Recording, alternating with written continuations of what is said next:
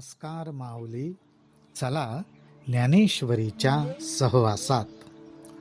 ज्ञानेश्वरी अध्याय 5 ओवी 87 ते 96 च्या सहवासात आपण जाऊया. ज्ञानोबाराय आत्मज्ञानाबद्दल आपल्याला जेव्हा सांगतायत त्यावेळी आत्मज्ञानाचा फायदा काय, तर आपल्या जीवनातील अंधकार नाहीसा होतो. हा अंधकार अज्ञानाचा आहे. अज्ञान हे अनेक प्रकारे अनेक रूपाने आपल्या जीवनात प्रगट होत असतं.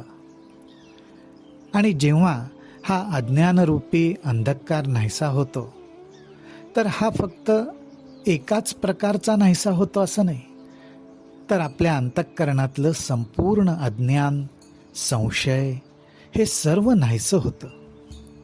ह्याचं उदाहरण देताना ज्ञानोबारायांनी आपल्याला सांगितलं की ज्याप्रमाणे पूर्व दिशेला सूर्योदय होतो, तो सूर्योदय झाल्यावर फक्त पूर्व दिशेचाच अंधकार नाहीसा होत नाही, तर सर्व दिशा प्रकाशाने उजळून निघतात.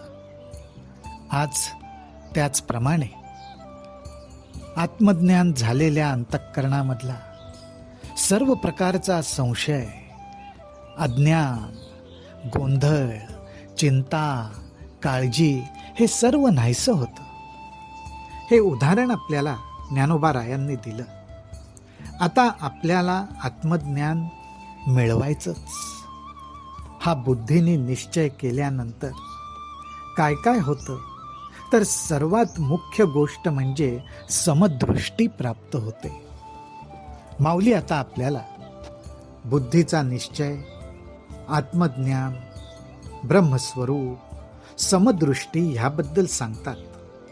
ते म्हणतात, बुद्धी निश्चये आत्मज्ञान, ब्रह्मरूप भावी आपणा आपण, ब्रह्मनिष्ठा राखे पूर्ण, तत्परायण अहर्निशी. अर्थात आपल्याला बुद्धीचा उपयोग हा मुख्यत्वे करून निर्णय घेण्यासाठी होतो. योग्य काय, अयोग्य काय, बरं वाईट काय हे ठरवण्यासाठी बुद्धीचा उपयोग होतो. बुद्धीचा सर्वात मुख्य उपयोग आपल्याला जर करून घ्यायचा असेल तर तो निश्चय करण्यामध्ये, निर्णय घेण्यामध्ये. ज्यांनी बुद्धीचा निश्चय केला की मला आत्मज्ञानच प्राप्त करून घ्यायचं आहे, आणि आत्मज्ञान म्हणजे काय, तर मी ब्रह्मस्वरूप आहे, आत्मस्वरूप आहे, अशा प्रकारे हा बोध माझ्या मनाला मला करून घ्यायचा असा निश्चय जो करून त्या ठिकाणी स्थिर राहतो आणि आपलं सर्व कर्म स्थिर अंतःकरणाने त्या आत्मस्वरूपाला अर्पण करतो, त्याला ब्रह्मपरायण म्हटलेलं आहे. थोडक्यात माऊली हो, आपल्याला आपल्या बुद्धीचा उपयोग आत्मज्ञानाच्या ठिकाणी दृढतेने निश्चय करण्यासाठी करायचा आहे. ऐसे व्यापक ज्ञान भले, जयाचिया हृदयाते गिवसित आले, तयांची समता दृष्टी बोले, विशेषू काही. माऊली म्हणतात, हे आत्मज्ञान अत्यंत व्यापक आहे. व्यापक कसं, तर सूर्योदय झाल्यावर दश दिशा प्रकाशाने उजळून निघतात तसं ते व्यापक आहे. आणि हे आत्मज्ञान ज्याच्या हृदयी प्रगटलं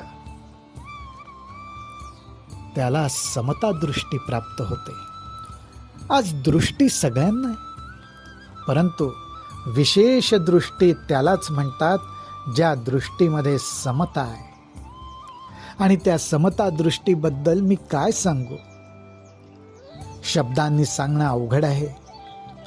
तेव्हा ज्ञानोबाराय परत एकदा आपल्याला दृष्टांत देतात. ते म्हणतात, एक आपण पेंची पा जैसे, ते देखती विश्व तैसे, हे बोलणे कायसे नवलू येथ. अर्थात माऊली आपल्याला सांगतायत, आपण आपल्या स्वतःचा जो अनुभव घेत असतो तोच अनुभव आपल्याला विश्वाच्या बाबतीत येतो. थोडक्यात सांगायचं तर आपल्याला आपल्या स्वतःबद्दल जो आपलेपणा असतो, प्रेम असतं, सहानुभूती असते, तोच भाव आपल्याला विश्वाकडे बघताना सुद्धा प्रगट होतो. आणि हा अत्यंत विलक्षण असा अनुभव आहे. हा अनुभव शब्दांनी सांगता जोगा नाही, तर तो अनुभवलाच पाहिजे. परी दैव जैसे कवतिके, कहींची दैन्य न देखे, का विवेकू हा नोळखे, भ्रांती ते जेवी. ज्ञानोबारायांनी आपल्याला विषय समजावा म्हणून काही उदाहरणं द्यायला सुरुवात केली.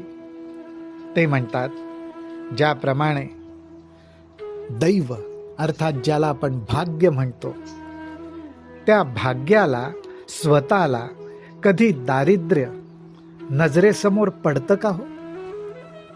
किंवा ज्याला विवेक म्हणतो, त्या विवेकाला कधी भ्रांती दिसते का? कसं शक्य आहे? विवेकाला भ्रांती म्हणजे काय माहितीच नाही, आणि भाग्याला दारिद्र्य काय ह्याची ओळखच नाही. ना तरी अंधकाराची वाणी, जैसा सूर्यो न देखे स्वप्नी, अमृत नायके कानी मृत्यू कथा. अहो, सूर्याला स्वप्नात सुद्धा अंधकाराची ओळख होत नाही बरं. आणि त्याचप्रमाणे अमृताच्या कानावर मृत्यूच्या गोष्टी कधीच पडत नाहीत, कारण अमृताला मृत्यू म्हणजे काय माहिती नाही, सूर्यनारायणांना अंधकार म्हणजे माहिती नाही. त्याचप्रमाणे ज्याच्या हृदयामध्ये आत्मज्ञान प्रगटलं, त्याला अज्ञान काय, संशय काय, गोंधळ काय, चिंता काय, काळजी काय हे माहीत नसतं. याला आत्मज्ञान म्हणतात. ही आत्मज्ञानाची शक्ती आहे. या आत्मज्ञानाच्या शक्तीमुळे समदृष्टी प्राप्त होते. हे असो संतापू कैसा, चंद्र न स्मरे जैसा, भूती भेदू नेणती तैसा, ज्ञानी येते. असं आत्मज्ञान ज्याच्या ठिकाणी प्रगट झालं, तो ज्ञानी. त्या ज्ञानाला त्याच्या मनाची अवस्था कशी असते, कशी अनुभवला येते, तर ज्ञानोबाराय म्हणतात, चंद्राला कधी उकडतं का हो? अहो, जो शीतल प्रकाश देतो, छाया देतो, त्याला गरमी माहितीच नाही. त्याचप्रमाणे ज्ञानी पुरुषाला ही सर्व सृष्टी, ह्या जगातली भूतसृष्टी, सर्व जीव हे ब्रह्मस्वरूपापासून वेगळे आहेत असं भासतच नाही.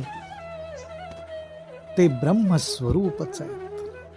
ह्या ब्रह्माचाच, आत्मतत्वाचाच आविष्कार आहेत, हेच त्याला सतत प्रतीत होत असतं. हा त्याचा अनुभव असतो. मग हा मशकू हा गजू, की हा श्वपचू हा द्विजू, पैल इतरू हा आत्मजू, हे उरेल की. अशा प्रकारे त्याच्या मनात कुठला भेदभावच राहत नाही, कुठलाच भेदभाव राहत नाही. त्याच्या ठिकाणी हा मशक आहे का हत्ती, हा नीच आहे का हा विद्वान ज्ञानी आहे, हा माझा आहे का हा परका आहे, असा कुठलाच भेदभाव त्याच्या ठिकाणी राहत नाही. ना तरी हे धेनू हे श्वान, एक गुरु एक हीन, हे असो कैचे स्वप्न जागतया. अहो, जो जागा आहे त्याला स्वप्न कसं दिसणार? स्वप्न हे झोप लागली कीच प्रगट होतं. त्याप्रमाणे मनात संशय आणि भ्रांती आली तरच भेदभाव दिसणार. परंतु ह्या ठिकाणी हृदयाला तर आत्मज्ञानाने व्यापून टाकलेलं आहे. अशा या हृदयामध्ये ही गाय आहे, हा कुत्रा आहे, हा श्रेष्ठ आहे, हा कनिष्ठ आहे, हा थोर आहे, हा कमी प्रतीचा आहे, असा भेदभाव कसा बरं राहील? आत्मज्ञानाच्या बद्दल ब्रह्मपरायण झाल्यानंतर होणाऱ्या मनस्थितीबद्दल ज्ञानोबाराय आपल्याला सांगतायत. परंतु जर का आपल्या अंतःकरणाला भेदभाव जाणवत असेल, आपल्या दृष्टीमध्ये जर भेदभाव असेल, तर त्याचं कारण एकच, एथ भेदू तरी की देखावा, जरी अहंभाव उरला होवावा. आपल्या अंतःकरणात जर अहंकार असेल तरच आपल्या दृष्टीला भेदभाव दिसणार, नाहीतर सर्वांकडे आपण समदृष्टीने बघणार, आत्मस्वरूपच बघणार. तो आधींची नाही आघवा, आता विषमकाई. ज्ञानोबाराय म्हणतायत, एथ भेदू तरी की देखावा, जरी अहंभाव उरला होवावा, तो आधींची नाही आघवा, आता विषमकाई. हृदयामध्ये आत्मज्ञान जसजसं प्रगट व्हायला लागतं, तसा हृदयातला अहंभाव मावळून जातो, निशेष नाहीसा होतो. मग दृष्टीमध्ये विषमता कशी राहील बरं? म्हणून सर्वत्र सदा सम, ते आपणची अद्वय ब्रह्म, हे संपूर्ण जाणे वर्म समदृष्टीचे. ह्या ओवीमध्ये ज्ञानोबाराय समदृष्टीचं वर्म सांगतात की समदृष्टी म्हणजे नक्की काय. समदृष्टी म्हणजे सगळ्यांकडे सारख्याच भावनेने बघणं असं नाही. ज्याचे जसे गुणधर्म आहेत, स्वभाव आहेत, त्याप्रमाणे ती व्यक्ती, तो जीव, ती गोष्ट त्याच्या रूप रंग आकाराप्रमाणे आपल्याला दिसणारच. परंतु ती गोष्ट ज्याच्या आधारामुळे दिसते ती मात्र एकच, आणि ती म्हणजे आत्मवस्तू. आणि म्हणून ज्याच्या अंतःकरणात हे आत्मज्ञान प्रगट झालंय, अशा ज्ञानी साधकास समबुद्धी असते. आणि आपणही स्वतः त्या आत्मस्वरूपाचाच भाग असल्यामुळे स्वतः सकट सगळे आत्मस्वरूपच त्याला दिसतात. अशा प्रकारे त्याला अद्वैताचा अनुभव येत असतो. आणि ह्या अनुभवालाच खरोखर समदृष्टी असं म्हटलेलं आहे. ही समदृष्टी प्राप्त होणं गुह्य गोष्ट आहे. आणि गुह्य म्हणजे असा की अनुभवानी ही सिद्ध आहे, नुसतं विचाराच्या साह्याने नाही. ही दृष्टी प्रगट होण्यासाठी आपल्या दृष्टीमध्ये परमेश्वराचं रूप बसलं पाहिजे, ठसलं पाहिजे. आपल्या मुखामध्ये, आपल्या वाणीमध्ये परमेश्वराचं नाम आणि त्याच्याविषयी प्रेम पाहिजे. आणि तोच प्रेमभाव आपल्या सगळ्यांविषयी प्रगट व्हायला पाहिजे. असा प्रेमभाव आपल्या मनामध्ये प्रगट हो आणि आपल्या हृदयामध्ये आत्मज्ञान व्यापून जाओ, हीच ज्ञानोबारायांच्या चरणी आपण प्रार्थना करूयात. रामकृष्ण हरी, रामकृष्ण हरी, रामकृष्ण हरी.